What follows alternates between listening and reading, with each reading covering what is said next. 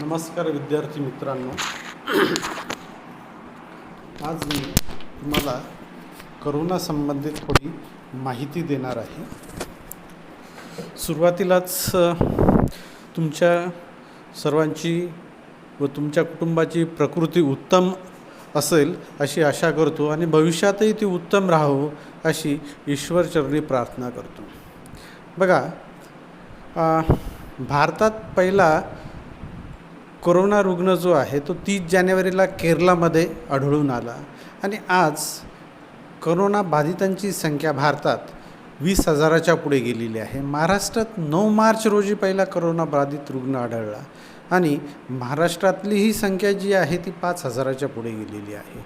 आपण जर जागतिक पातळीवरचा विचार केला तर आपल्या असं लक्षात येईल की जगात आज 26,50,000 कोरोना रुग्ण आहेत आणि जवळजवळ 1,82,000 लोकांचा कोरोनामुळे मृत्यू झालेला आहे. आता ह्या सर्व आकडेवारी जर आपण ऐकल्या किंवा ह्याच आपण वर्तमानपत्रांमधून वाचल्या तर आपल्याला सर्वांना जाणवेल की खरोखर ही खूप कठीण वेळ आहे. भारतातच नव्हे तर पूर्ण जगावर ही कठीण वेळ आहे. आणि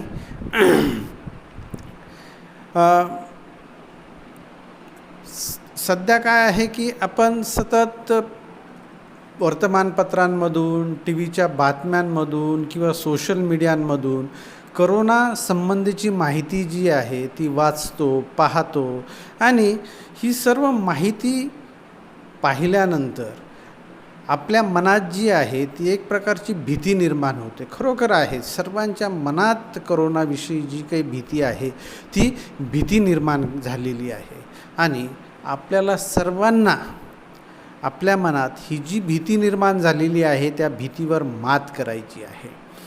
कारण की ही भीती जर आपल्या मनात राहिली तर आपलं स्वास्थ्य जे आहे, मानसिक स्वास्थ्य, ते ढासळू शकतं, बिघडू शकतं. त्याच्यामुळे आपल्याला आपल्या मानसिक स्वास्थ्य उत्तम ठेवायचं असेल तर करोनाविषयीची भीती जी आहे निर्माण झालेली ती आपल्याला कमी करायची आहे. आता ही भीती जर कमी करायची असेल तर आपल्याला काही गोष्टी ज्या आहेत त्या गोष्टींचं पालन करावं लागेल. आपल्या सर्वांना माहिती आहे राज्य सरकारने, केंद्र सरकारने लॉकडाऊन जे आहे तर त्या लॉकडाऊनची घोषणा केलेली आहे. सध्या आपण सर्व लॉकडाऊनमध्ये आहोत. परंतु काय होतं की आपल्याला असं सतत वाटत असते की लॉकडाऊन म्हणजे आपल्यावर कोणीतरी जाणून बुजून हे शिक्षा केल्यासारखं आहे. परंतु मित्रांनो, लॉकडाऊनला शिक्षा म्हणून तुम्ही घेऊ नका. लॉकडाऊनचं महत्त्व जे आहे ते आपण समजून घ्यायला पाहिजे. लॉकडाऊनमुळे होतं काय? लॉकडाऊनमुळे एका व्यक्तीपासून दुसऱ्या व्यक्तीला होणारा कोरोनाचा प्रसार जो आहे तो थांबू शकतो. आपण जर लॉकडाऊनचं पालन केलं तर होईल काय? आपणही स्वतःला आपण कोरोनापासून वाचू शकू आणि पुढचा व्यक्ती जो आहे त्या व्यक्तीलाही आपण कोरोनापासून वाचू शकतो. याच्यामुळे आपण स्वतः वाचतो, आपलं कुटुंब वाचू शकतं, आपला समाज वाचेल, आपला देश वाचेल. हा सकारात्मक विचार जो आहे तो आपण मनात ठेवला पाहिजे. त्याच्यानंतर दुसरी गोष्ट म्हणजे लॉकडाऊनच्या काळामध्ये खूप अतिआवश्यक काही वस्तू असतील तर त्या आणण्यासाठीच आपण बाहेर गेलं पाहिजे. सतत बाहेर फिरणं खूप धोकेदायक आहे, तर हे बाहेर फिरणं आपण पूर्णपणे टाळलं पाहिजे. तिसरी गोष्ट, महत्त्वाची गोष्ट लॉकडाऊनमधली, जर आपल्या घरामध्ये वयोवृद्ध लोक असतील, त्याच्यानंतर काही लहान मुलं असतील, आजारी व्यक्ती असतील तर प्रथम आपण ह्या सर्वांची स्वास्थ्य जे आहे त्या स्वास्थ्याची काळजी घ्यायला पाहिजे. त्याच्यानंतर दुसरी गोष्ट म्हणजे आपल्याजवळील ज्या काही स्वास्थ्य सुविधा आहेत त्या स्वास्थ्य सुविधांची माहिती ठेवली पाहिजे. त्यांचे फोन क्रमांक वगैरे जे आहेत ते आपल्याजवळ असायला पाहिजे. त्याच्यानंतर मित्रांनो, ह्या काळामध्ये आपल्याला काय करायला पाहिजे? कारण की आपण घरात असतो, सतत घरात असल्यामुळे आपल्याला कंटाळा येतो. आता हा कंटाळा जो आहे तो घालवण्यासाठी आपल्याला काय काय करायला पाहिजे? आता कसं आहे की आपण स्वतःला कोणत्या ना कोणत्या कामात व्यस्त ठेवलं पाहिजे. आपण जर आपल्याला स्वतःला कोणत्या ना कोणत्या कामात व्यस्त ठेवलं तर आपल्याला कंटाळा हा येणार नाही.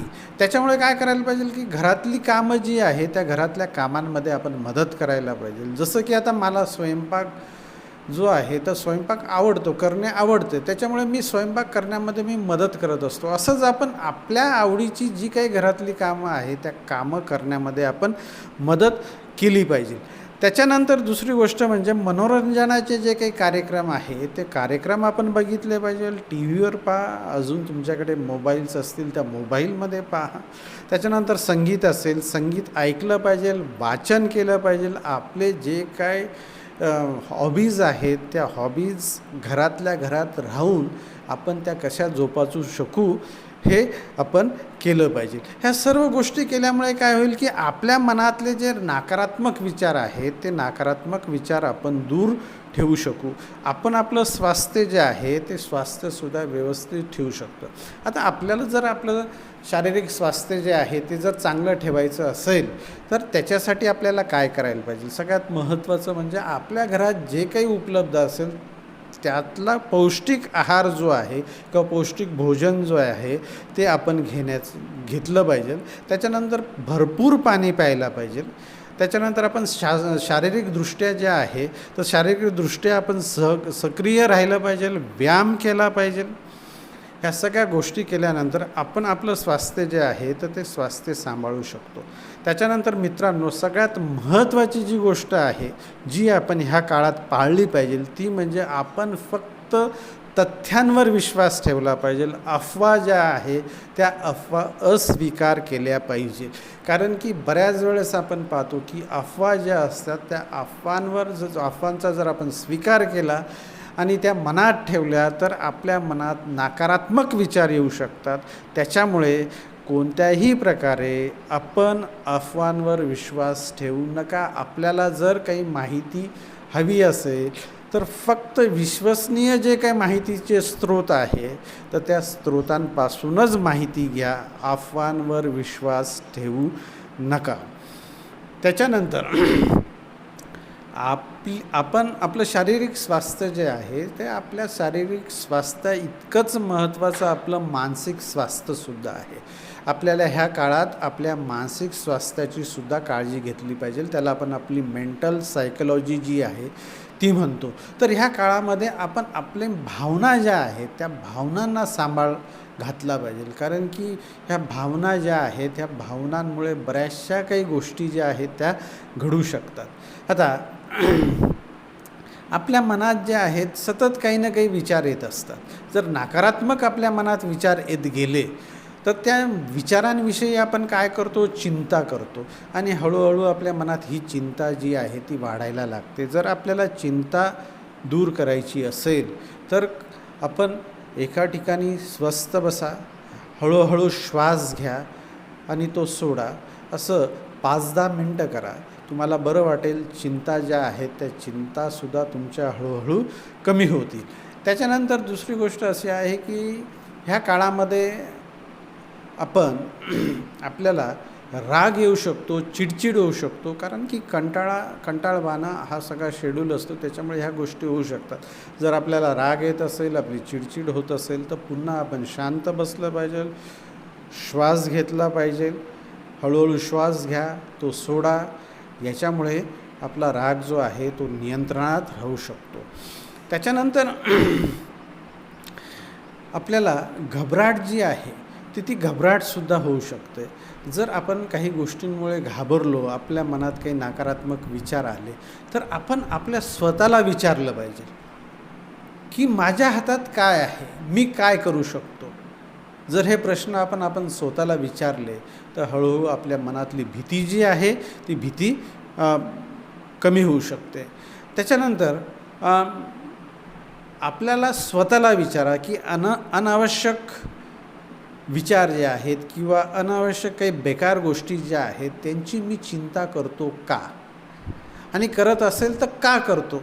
ह्या सर्व गोष्टी ज्या आहेत त्या आपण आपल्या स्वतःला विचारा. त्याच्यानंतर भूतकाळात काही आपल्या बरोबर प्रसंग घडलेले असतील तेव्हाही आपण खूप चिंता केलेली असेल, आपलं मानसिक स्वास्थ्य ढासळलेलं असेल तर त्या गोष्टींची आठवण करा आणि विचार करा की तेव्हा मी काय केलं होतं, मी ह्या गोष्टींमधून बाहेर कसा आलो, आत्ता मला काय करायला पाहिजे. म्हणजे ह्या मागच्या गोष्टी ज्या आहेत त्यांचा जर विचार केला तर आज तुम्हाला ह्या गोष्टींमधून किंवा चिंतेमधून बाहेर पडण्यामध्ये मदत जी आहे ती मदत होऊ शकते.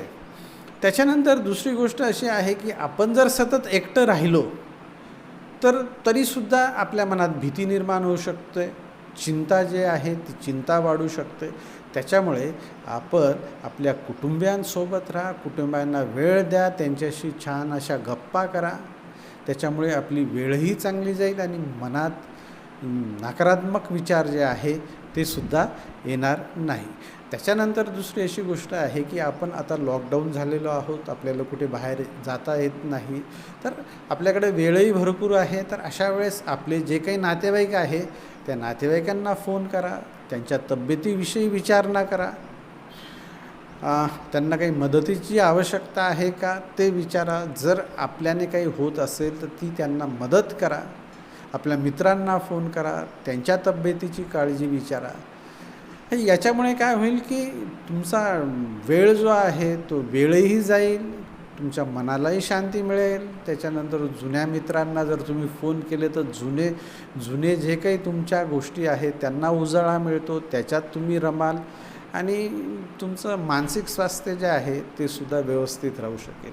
विद्यार्थी मित्रांनो, माझी ही एक विनंती आहे की आपल्याने जर शक्य होत असेल तर आपल्या आजूबाजूला जे गरीब लोक आहेत त्यांना मदत करण्याचा प्रयत्न करा. आपल्याने जितकं शक्य होत असेल तितकी मदत करा.